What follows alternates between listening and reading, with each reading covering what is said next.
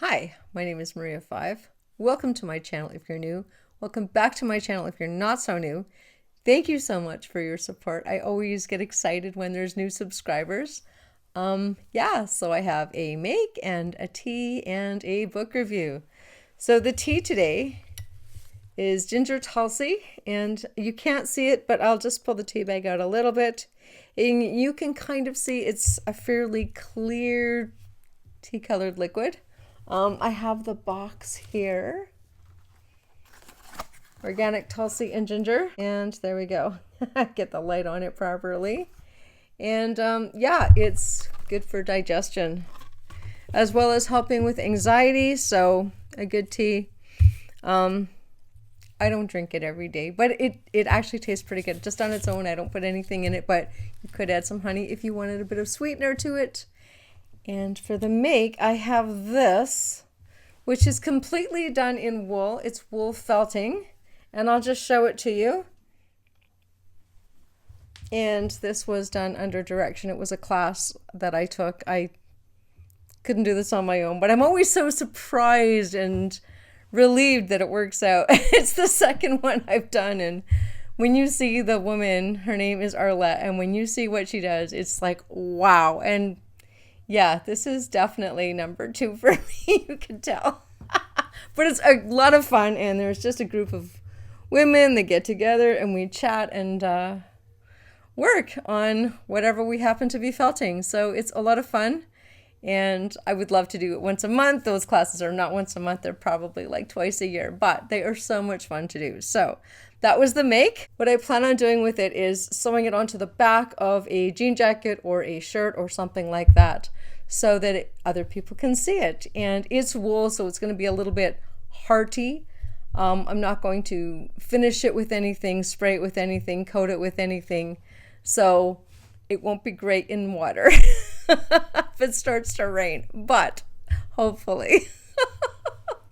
All right. So the book I have for you today is The House Across the Lake, and this is by Riley Sager. It's a pseudonym or a nom de plume, and his actual name is Todd Ritter, and he's got 9 books published. The reason why he changed his name, I guess, is because he wrote books under his actual name, Todd Ritter, and they were complete flops, so he figured he'd change his name. So this book, oh, you are in for something. It is fantastic. It's a murder mystery, but it's got so many little twists and turns and tweaks, and yeah, it's fantastic. A breakdown on it, but what I do want to mention is, if the concept of the book, and I'm not going to try and give too much away for you because I would really like you to read it, and then comment down below on what you thought about it. But one thing is, if this book intrigues you at all, the concepts intrigue you at all, I would highly recommend Audrey Niffenegger, Her Fearful Symmetry. That book has haunted me since I read it, and that was a long time ago that I read it. And then this book kind of brings back those same elements, and I just, so obviously it's out there. The concept is out there, and I don't know, it I'm not really sure. Yeah, intriguing at any rate. So, okay, here's my little notes here. So we are on Lake Green. There are 5 cottages around this very private lake, and everyone is, that's why they buy in, is because they want the privacy. These, some of them are cottages, some of them are actual mansions. They've been rebuilt over the years, but the main character, protagonist, her name is Casey, and her great-great-grandfather built it, this cabin, in the 1800s, and then every 5 or 10 years it gets renovated and built upon. So by the time the novel comes along, it feels, just from the way the description is, it feels like a fairly substantial cottage. I could say the same about my little house. Actually, it used to be 1 floor, and we did not, but people who did own this house before we did actually lifted the whole thing up, built the bottom, and then put this back on top. So it's way bigger than its original setting, and that just fascinated me. But it's done. Anyway, sounds like that's exactly what happened to the cabin in this on Lake Green. So we have Casey Green. She goes by Casey Fletcher. Distraction, I can just see my cat through the window. Hi, Molly. Anyway, okay, Casey Fletcher.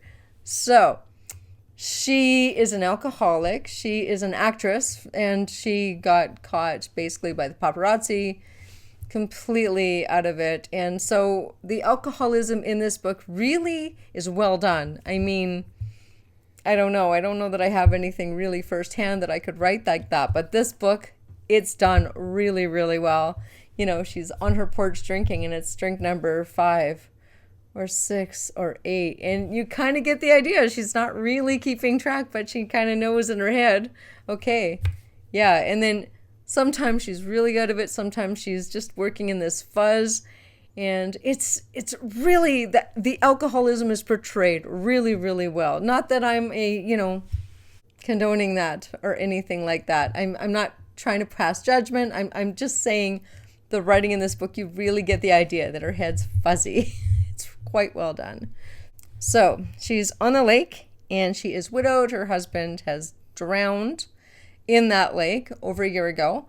And so we think this is the fog. This is why she's turned to alcoholism. She has been canned from her job on stage. She was doing a stage play for many months. And she got canned from that due to her alcoholism. Never good to show up on stage with too much alcohol that you can't remember your lines. Can't even walk across the stage. So she's sitting on her porch with her bourbon or whatever. She drinks a lot of stuff, but in this case, I believe it's bourbon. And all of a sudden, she sees this hand kind of coming out of the water.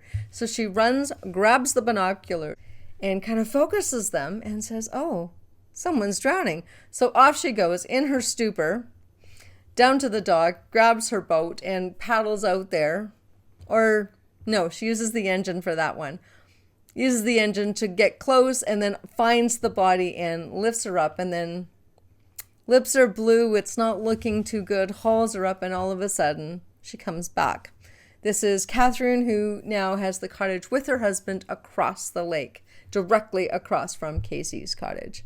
So she brings her in, coffee, chatting, and Catherine kind of gives the impression that her marriage isn't going so well. She's an ex-supermodel, lots of money, amazing, gorgeous. You get the picture. Anyway, she brings Catherine back to her cottage and says, "Yeah, coffee tomorrow, same time, same place kind of thing." And from there, we find out Catherine swims, and she has been swimming. And it's October. It's kind of chilly to be in the lake, but she's a good swimmer, and she can't quite understand what's happened. Then we get the idea she hasn't felt herself, and she meets her neighbor. Her neighbor is not really owning the place, but is doing some work for the house that's right next door to her. So there's her, there's Catherine, and her husband, Tom, and then here, there's this other house, and someone named Boone is now looking after the place we're doing some repairs, some housework, some carpentry, that kind of thing. Comes over, introduces himself to her, and then as he's there, they're chatting. He's an ex-alcoholic, doesn't drink at all anymore, and leaves. Eli, her neighbor on the other side, but kind of around the lake a little bit on the other side, comes over, and he's chatting with her, has made a delivery, and he's there, and we can see Catherine and Tom coming across the lake in their boat, and they've got 2 bottles of $5,000 wine. And Casey says, no, save that for a special occasion. At which point Tom says, "Well, you've saved my wife's life. That is an occasion." So the 4 of them start, Eli builds a fire at the bottom of the stairs. So they're sitting around drinking this really expensive wine. Tom is the one who's opening the bottle and dispensing the wine with his back to everybody. So right away you get a little bit suspicious. And yeah, so they're drinking, and all of a sudden, everyone's leaving. They say their goodbyes, and Catherine passes out. She just completely passes out. So Tom gets her up, gets her back into the boat, and off they go. So that's kind of where we start. Casey has these really super high intense binoculars, and she is checking them out the whole time. And, it's glass the whole front of their cottage so they can look out onto the lake. And yeah, she spends a lot of her time sitting on the porch, drinking and watching.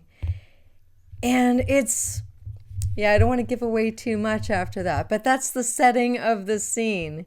So the next morning, she's sitting on her porch. She realizes she has fallen asleep there, and she hears this scream, but it's kind of the tail end, and she's kind of awake, but, obviously has a big head from drinking bourbon all night.